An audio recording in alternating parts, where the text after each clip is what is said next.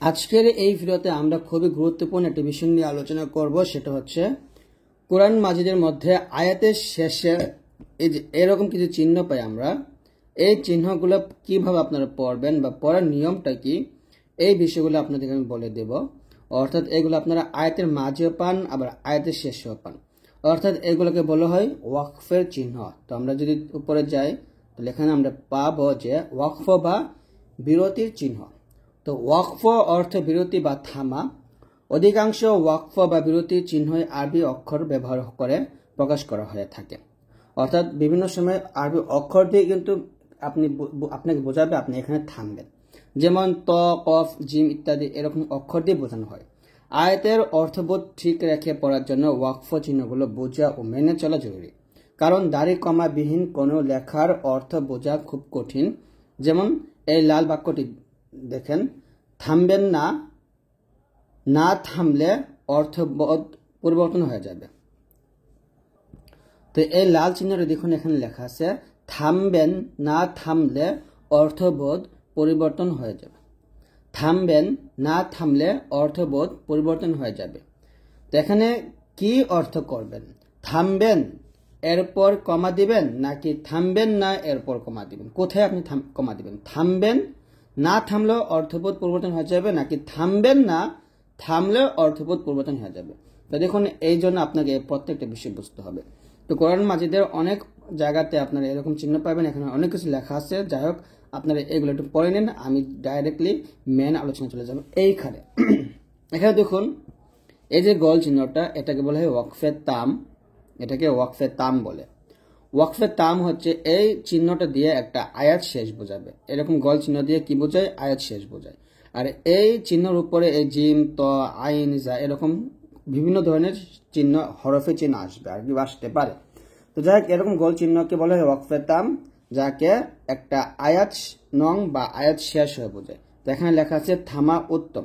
তো আপনার যখন এরকম গোল চিহ্ন পাবেন আয়াতের শেষে, এরকম ধরনের একটা আয়াত, তো এরকম গোল চিহ্ন আসছে, এখানে এটা আয়াত শেষ হয়েছে, তো আয়াত শেষ হলে এখানে থামবেন বা থামা উত্তম। এর মধ্যে আয়াত নং লেখা থাকে, এর ভিতরে কিন্তু একটা আয়াত নং লেখা থাকে, যেমন এটা 1 নং আয়াত, এভাবে 1 লেখা থাকলো, ঠিক আছে। অর্থাৎ জায়গাটা একটা আয়াত শেষ বোঝায়। তারপরে জিম, এই জিমটা আপনারা কিভাবে পাবেন? আয়াতের মাঝে, যেমন এই যে এরকম একটা আয়াত তারপর একটা জিম দিয়ে দিল, আবার আয়াত চলতে থাকলো, পরে এই যেরকম গোল চিহ্ন দিয়ে দিল। তেমন বোঝানো গেছে যে আপনি এখান থেকে পড়তে পড়তে এখানে এসে থামতে পারবেন, আবার এখান থেকে আলাদা পরে এখানে এসে থামবেন। এই দুইটা আয়াত মিলে কিন্তু একটা আয়াতই।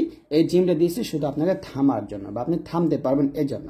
তো এখানে ও জিমটাকে বলে ওয়াকফে জাইজ, যে দম ফেলা যাবে, পড়তে থাকাও যাবে। অর্থাৎ আমি যে এখানে লিখলাম যে এরকমভাবে, এই যে এরকম জিম গেল, আবার আয়াত শুরু হলো, এইভাবে আমি থামার চিহ্ন দিয়ে দিলাম। তো আপনি চাইলে এখানে থামতেও পারবেন, এখানে আবার আলাদা পড়তে পারবেন। আবার যদি আপনি বলেন যে দুইটি আয়াত আপনি মিলে পড়বেন জিম বাদ দিয়ে, তাও পড়তে পারবেন, সমস্যা নেই। তারপর হচ্ছে তকে বলে ওয়াকফে মুতলাক, দম ফেলা উত্তম, দম না ফেলে পড়া যাবে। একইভাবে জিমের মতোই এরকম গোল চিহ্নের উপরে আইন থাকলে এটাকে বলে ওয়াকফে রুকু। রুকু আপনারা তো জানেনই, রুকু কোরআন মাজিদের মধ্যে প্রত্যেকটা সূরাতেই থাকে। যেমন সূরা বাকারাতে 40টা রুকু আছে, আয়াত হলো 256 এরকম। তো এই যে এরকম রুকু থাকে, হ্যাঁ, রুকু প্রত্যেক সূরাতে 1 রুকু 2 রুকু এরকম থাকে।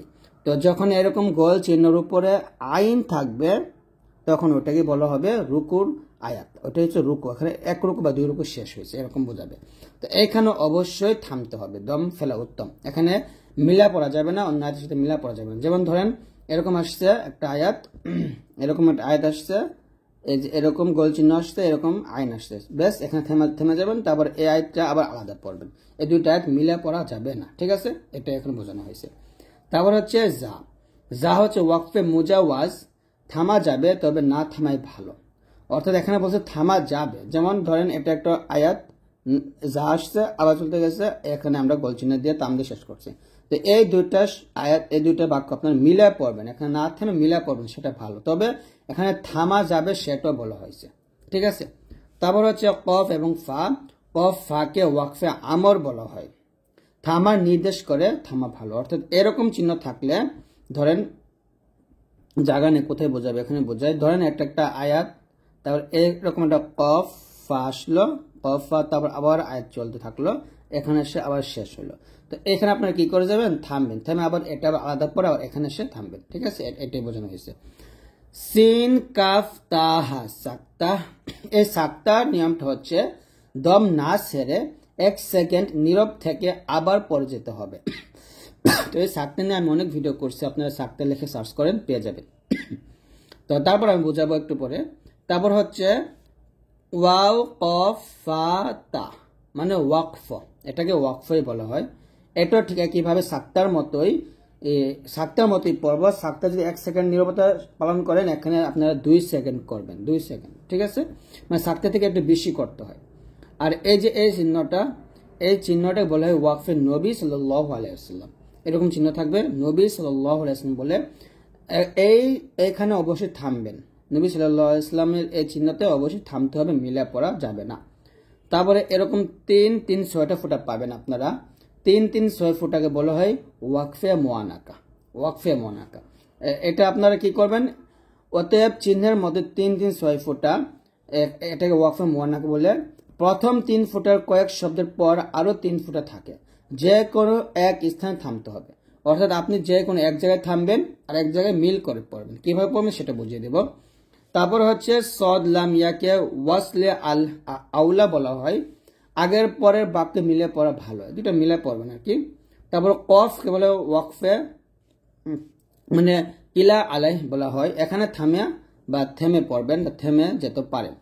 সদকে বলা হয় হচ্ছে ওয়াকফে মুরক্খজ, এখানে কি করবেন, থামা উচিত বা থামা প্রয়োজন। ঠিক আছে, তবে এই যে মিম, এই মিমকে বলে ওয়াকফে লাজিম। এখানে দেখুন প্রত্যেকটা এক কালার হলো, কিন্তু মিমটা কিন্তু একটু লাল দিয়ে লেগছে, তার মানে এটা গুরুত্বপূর্ণ, এটাকে ওয়াকফে লাজিম বলে। যখন আপনারা মিম পাবেন অবশ্যই দম ছেড়ে দিতে হবে। ধরেন একটা আয়াত শুরু হয়েছে এরকম ভাবে একটা আয়াত শুরু হয়েছে, এখানে একটা মিম চলে আসছে, এরকম ভাবে একটা মিম চলে আসছে, আবার আয়াত শুরু হয়েছে, আবার এরকম ওয়াকফ আসছে, আবার আয়াত শুরু হয়েছে, আবার এরকম ওয়াকফের উপর মিম আসছে। ধরেন আমি এখানে ওয়াকফের উপর মিমটা দিব, এই যে ওয়াকফের উপর এরকম মিম আসছে। তো এই যে মিম আসছে বা শুধু মিম বা এই যে ওয়াকফের তামের উপর মিম, যেভাবে মিম আসুক না কেন আপনাকে থামতে হবে। তো এরকম মিম থাকলে তাকে বলা হবে ওয়াকফে লাজিম, অবশ্যই দম ছেড়ে দিতে হবে, মিলিয়ে পড়া যাবে না। লাম আলিফ থাকলে ওয়াকফে আলাই বলা হয়, দম ফেলা যাবে না, তবে ওয়াকফে তামের উপর থাকলে দম ধরা যাবে। যেমন এখানে ধরুন এটা একটা ওয়াকফের চিহ্ন, মানে এটা একটা আয়াত, মাঝখানে এরকম লাম আলিফ আসছে, আবার এরকম আয়াত শুরু হয়েছে, তারপর ওয়াকফে তাম আসছে, উপরে লাম আলিফ আসছে, আবার এরকম ওয়াকফ শুরু হয়েছে, এখানে একটা ওয়াকফে তাম আসছে। তো একটা পর নিয়ম হচ্ছে এখানে আপনাকে এই আয়াত আর এই আয়াত, দুইটা আয়াত আপনাকে মিলায় পড়তে হবে। আপনি এখানে দম ধরে, মানে এখানে এই আয়াতটা একা পড়তে পারবেন না, কারণ এখানে শুধু লাম আলিফ আসছে। লাম আলিফ থাকলে আপনাকে মিলায় পড়তে হবে। এখানে এসে আপনি থামতে পারেন, যেহেতু উপরে লাম আলিফ আসছে, ওয়াকফে তামের উপর আসছে। আবার এটা নিয়ম হচ্ছে আপনাকে এটাও আপনি যদি পারেন এটাও মিলায় পড়েন, আর যদি না পারেন তাহলে এখানে থামা যাবে, সমস্যা নেই। শুধু লাম আলিফ থাকলে থামা যাবে, আর এরকম থাকলে অবশ্যই সেখানে থেমে যাবে। ঠিক আছে, তো এই হলো যেগুলো আমাদের ওয়াকফের চিহ্নগুলো। যেমন আমাদের এখানে সাক্তা বিবরণটা আমি বলছিলাম যে সাক্তা, এই যে সাক্তা কিভাবে আমরা ধরবো, এখানে দেখুন সাক্তার একটা উদাহরণ দিছে, ওয়াকিলা মান রক, এই যে সিন কাফ তাহা সাক্তা, এই যে। ঠিক আছে, তো এটা আমরা কিভাবে বলবো, যে এখানে ওয়াকিলা মান রক, এই শব্দ দুটো আমি একসাথেই পড়বো, শুধুমাত্র মান, এখানে এসে আমি থেমে যাব। থেমে কি করব, আমি 2 থেকে 1 সেকেন্ড পরে রক এই উচ্চারণটা করবো। যেমন ওয়াকিলা মান রক, এটা মাঝখানে যে আমি থেমে গেছি, তার মানে এই না আমি আমার শ্বাস ফেলে দিছি, শ্বাস কিন্তু আমার ঠিকই ছিল, নিঃশ্বাস ছিল, শুধুমাত্র আমি একটু আওয়াজটা অফ করে ফেলছি। এটা হলো সাক্তা। ওয়াকিলা মান রাক, তো কোরআন মাজিদের মধ্যে এরকম 4 জায়গায় সাক্তা ধরতে হয়, তো আপনারা একটু বুঝে নেবেন। তো এই হচ্ছে আজকের এই ভিডিওটি। তো আশা করছি আজকের এই ভিডিওটা আপনারা খুব ভালোভাবে ওয়াকফ ধরার নিয়মকানুনগুলো খুব ভালোভাবে বুঝতে পারছেন। তো আমি যদি এখানে পড়ি, ইকরা বিসমি রাব্বিকাল্লাযী খলাক, এই যে এখানে জিম চিহ্ন আসছে, ওয়াকফে তামের উপর জিম চিহ্ন আসছে, যদি আমি এখানে থামি কফটা কিন্তু সাকিন হয়ে যাবে, খলাক এরকম। তারপরে খলাকাল ইনসানা মিন আলাক। এখন আমরা থামবো।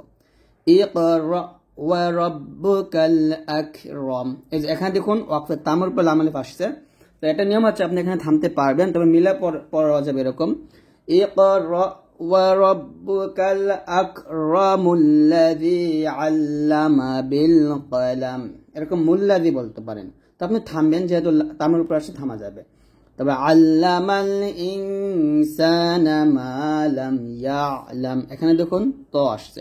এরকম আসলে আপনারা থামতে পারবেন, কোনো সমস্যা নেই। তো আশা করি আজকের এই ভিডিও থেকে আপনারা খুব ভালোভাবে বুঝতে পারছেন।